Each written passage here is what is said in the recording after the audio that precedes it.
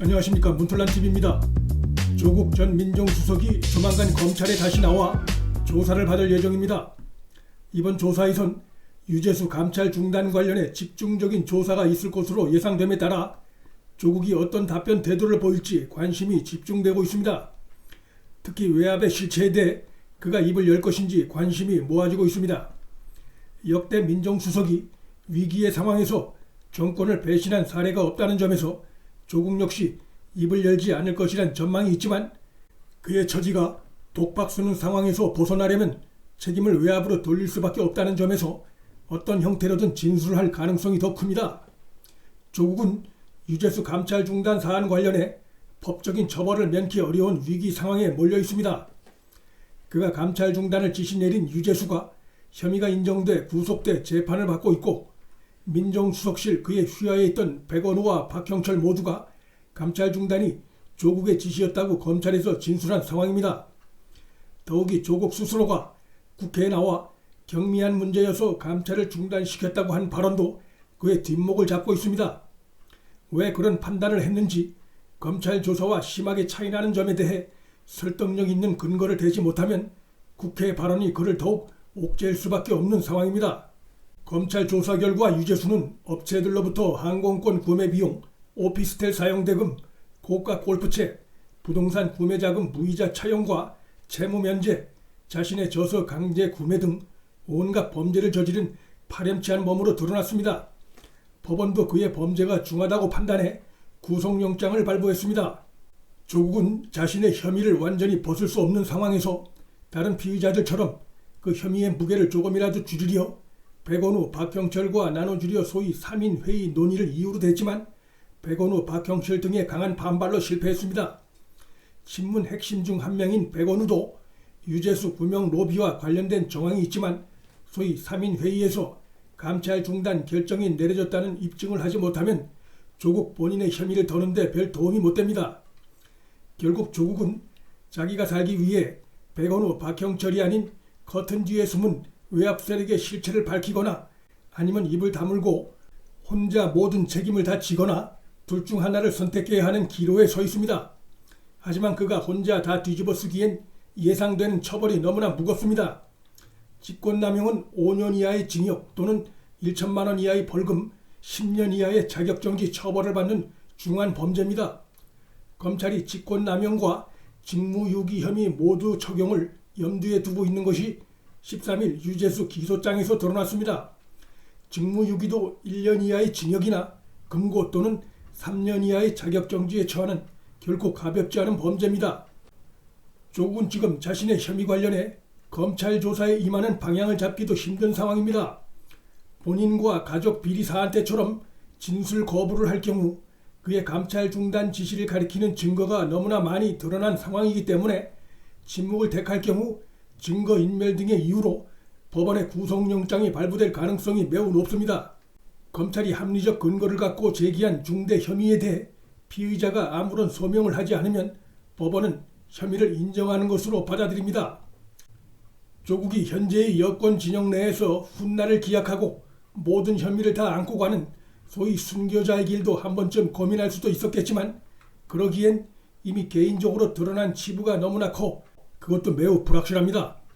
게다가 중요 범죄로 검찰에 의해 기소가 되는 경우 대학 교수직까지 박탈될 가능성이 있습니다.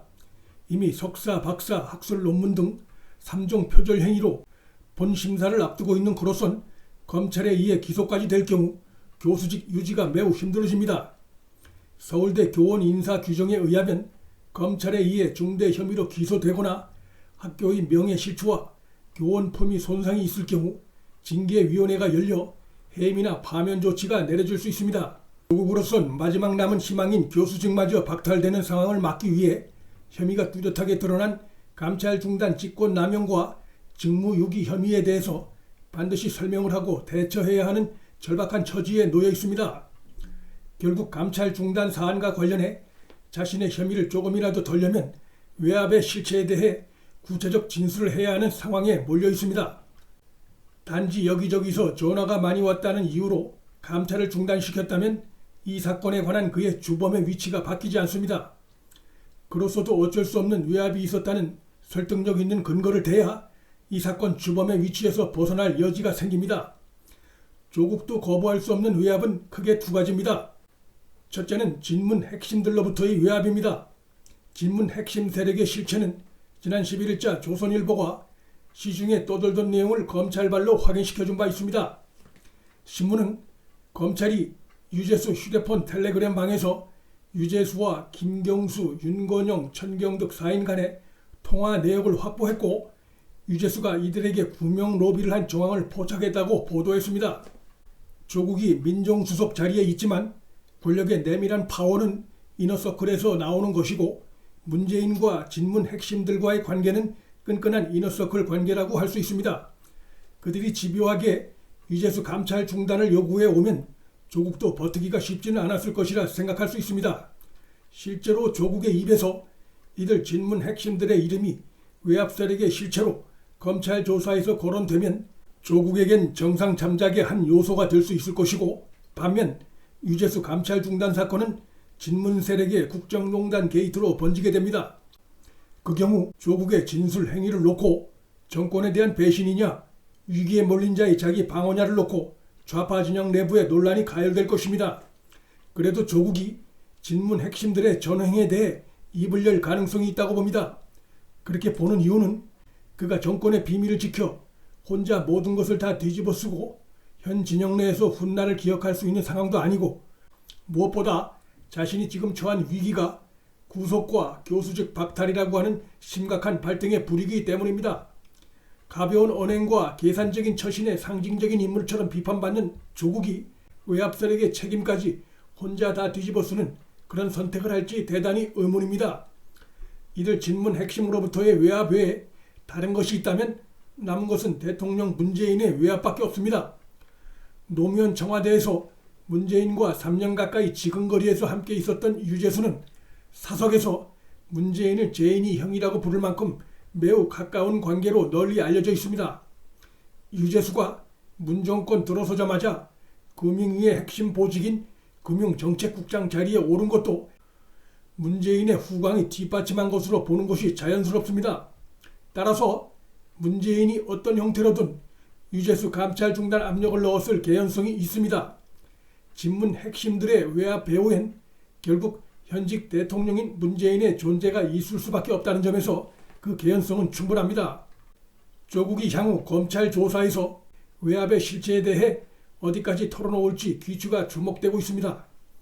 계산이 빠른 조국은 절대 혼자 독박 쓰지 않고 현실적인 선택을 할 가능성이 매우 높습니다. 지금 조국과 그 변호인들은 그 진술 범위를 고민하고 있을 텐데 어느 경우든 분명한 것은 조국의 범죄 혐의가 사라지는 경우는 없다는 것입니다. 문틀란TV 여기서 마칩니다. 구독과 좋아요, 방송 공유는 방송 제작에 큰 힘이 됩니다. 알람 설정도 큰 힘이 됩니다. 시청해 주셔서 감사합니다.